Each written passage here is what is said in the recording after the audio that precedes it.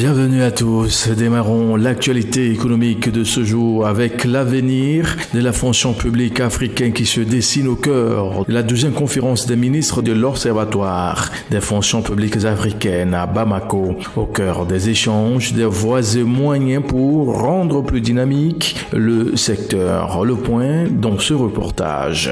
Après Cotonou au Bénin en 2018, c'est Bamako qui accueille cette année la 12e conférence des ministres de l'Observatoire des fonctions publiques africaines. Après plusieurs années de léthargie, la rencontre de Bamako doit donner un nouveau souffle à l'Observatoire après le diagnostic fait par les experts lors des travaux préparatoires. L'État malien et à sa tête son Excellence, le général Assimi Goïta, a autorisé la tenue de cette conférence à Bamako. Tous les espoirs de l'Observatoire reposent sur cette conférence et j'ai confiance et j'ai espoir qu'à l'issue des travaux, ce sera réellement un nouveau départ et ça va nous permettre quand même de moderniser nos différentes administrations et rendre performants les services publics.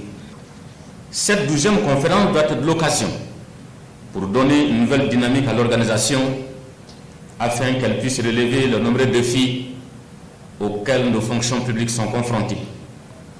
Aussi, cette 12e conférence devrait être l'occasion de faire des propositions qui permettront de changer le regard du citoyen ou de l'usager sur les fonctions publiques africaines caractérisées de bureaucratie. Pour le Premier ministre chef du gouvernement, cette 12e conférence est une occasion pour les experts et les administrateurs de partager leurs expériences, les bonnes pratiques et leurs réflexions sur les défis et les perspectives des fonctions publiques africaines. Le chef du gouvernement a saisi cette occasion pour féliciter l'Observatoire des fonctions publiques africaines pour sa contribution significative à l'amélioration de l'efficacité des fonctions publiques. L'Observatoire des fonctions publiques africaines est d'une utilité stratégique et pratique pour les États africains. Son rôle dépasse la simple observation. Il agit comme un outil de veille, d'analyse et d'accompagnement des réformes administratives. À cet égard, l'Observatoire des fonctions publiques africaines constitue un levier majeur à l'échelle régionale pour la coordination stratégique de toutes les actions d'amélioration de la gouvernance publique dans chacun de nos pays. Avec ses 26 États membres, l'Observatoire est appelé à être ainsi un véritable outil de transformation de nos fonctions publiques. Les conclusions des travaux des experts serviront de document de travail pour les ministres en charge de la fonction publique en Afrique. Les résultats des travaux devraient permettre d'identifier les axes d'amélioration et de fixer les grandes orientations qui guideront l'organisation dans les années à venir. Inclusion des personnes en situation de déficience auditive, surtout sur le plan économique. Le sujet préoccupe les acteurs du domaine qui ont eu à réfléchir pendant une journée. Et pour ce faire, un plan quadriennal a été adopté à cet effet pour intensifier la lutte. Au Togo, les personnes sourdes veulent faire entendre leur voix autrement. Réunies à Lomé, elles ont choisi de placer la langue des signes au cœur du débat. L'Association des personnes sourdes du Togo a présenté un plan quadriennal avec un objectif clair, faire reconnaître ce langage comme un droit à toutes les étapes de la vie. L'objectif de notre rencontre aujourd'hui, c'est de mobiliser les partenaires pour nous accompagner dans la mise en œuvre de notre plan d'action et surtout sur la langue des signes.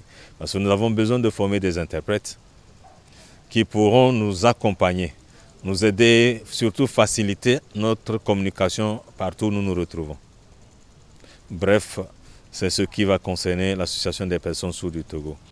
Sensibiliser et se faire entendre. Au-delà des discours, les attentes sont claires. Mobiliser des moyens, bâtir des partenariats et garantir aux personnes sourdes leur pleine place dans la société togolaise. Il faut mener des actions de plaidoyer pour permettre à ce que l'accessibilité soit effective au niveau des institutions et des organisations. C'est des services d'interprétariat où la langue des signes doit être enseignée, former des interprètes, former des gens à la société en langue de signes. Nous sommes en train d'espérer l'inclusion totale et effective des personnes sourdes et malentendantes au sein de la société entière et en se servant de l'utilisation de la langue des signes pour qu'elles participent à tous les niveaux comme toute autre personne. L'Association des personnes sourdes du Togo poursuit ainsi sa mission, défendre les droits humains, promouvoir l'usage de la langue des signes et faciliter l'inclusion des personnes sourdes dans toutes les sphères de la vie sociale. Avec ce plan quadriennal, elle veut passer des intentions à l'action et faire de l'inclusion une réalité durable.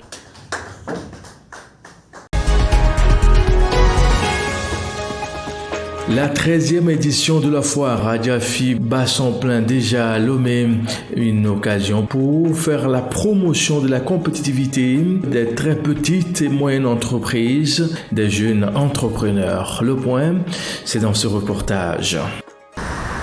Commune d'Aguenivé 1. Sur le site du lycée, les couleurs, les sons et les idées s'entremêlent. La foire à Diafi ouvre ses portes. Placée sous le thème agroalimentaire, améliorer le packaging des produits togolais pour une meilleure compétitivité des TPME sur le marché de la ZLECAf. Cette 13e édition met l'accent sur l'exportabilité des produits locaux. Objectif, permettre aux petites entreprises togolaises d'accéder au marché continental grâce à des emballages plus modernes, plus attractifs et conformes aux normes régionales. Donc les produits mal présentés, mal étiquetés, mal conditionnés ne pourront plus être compétitifs et parce qu'ils ne respecteront pas les normes. Donc nous attirons l'attention à chaque fois et des entrepreneurs et des opinions des partenaires techniques et financiers sur les enjeux qui arrivent, sur les challenges. Vitrine de l'entrepreneuriat jeune, la foire à Diafi est un rendez-vous économique et culturel devenu incontournable. Ce que nous retenons surtout dans l'illustration de cette foire, c'est la persévérance, l'abnégation des jeunes entrepreneurs, que ce soit aussi bien le promoteur que les participants et les exposants. Plus de 250 stands accueillent visiteurs et exposants venus de tout le pays et d'ailleurs. 5 nations étrangères sont représentées: le Bénin, le Burkina Faso, la Côte d'Ivoire, le Ghana et le Mali.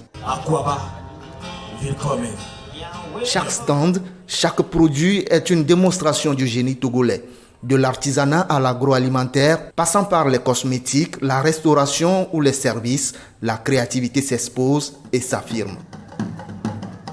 Ateliers, salons professionnels, forats éducatifs, tout un programme mis en place pour une réussite de la foire.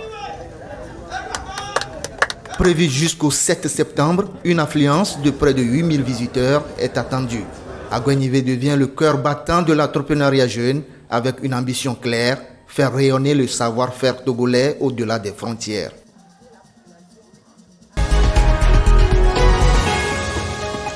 Bouclons l'actualité économique de ce jour avec les bonnes nouvelles de Yass Togo à travers son événement Village de Yass. Une occasion pour la maison de téléphonie mobile de communier avec ses fidèles clients. Le point, Florence Quickpass. Après la commune d'Agueuil, c'est ici, en face de l'hôtel de la Paix, en plein cœur de Lomé, que le village de Yass a posé ses valises. Carrefour de divertissement, Village de Yass, une initiative de Yass Togo, leader de téléphonie mobile. Cet événement s'inscrit dans l'agenda de l'opérateur de télécommunications pour marquer la fin des vacances. Sur scène, des artistes togolais pour combler le public. Bon, c'est bien de penser au peuple, c'est bien de penser à nos fans, nous les artistes, nos fans et tout. C'est une joie pour nous, pendant les vacances, de prendre contact avec nos fans, de pouvoir s'amuser avec eux, de blaguer avec eux et de faire la fête avec eux. Voilà. J'invite massivement ceux qui n'étaient pas là ce soir à faire massivement le déplacement pour la suite des événements qui viendront dans les jours à venir et tout. C'est une bonne initiative et c'est ensemble on va le faire et tout. Et Yass est le meilleur réseau actuellement au Togo. La soirée, ça a été magnifique. J'ai aimé tout, surtout le public. C'est une très très belle initiative, mais Yass a pensé aux jeunes et il a mobilisé la population pour qu'on soit ensemble, pour qu'on puisse fêter ensemble, quoi. C'est parti pour une semaine de show non-stop, un rendez-vous d'émotions et de surprises dans une ambiance totalement libre et gratuite ici à la plage. Plus qu'un simple événement, le village de Yass, un moment de célébration et de valorisation du talent de la jeunesse, avec pour objectif principal de se rapprocher des clients de Yas Togo. Messieurs, mesdames, c'est ainsi que nous mettons un point à cette édition. Très bonne suite de nos programmes à vous tous et à très vite.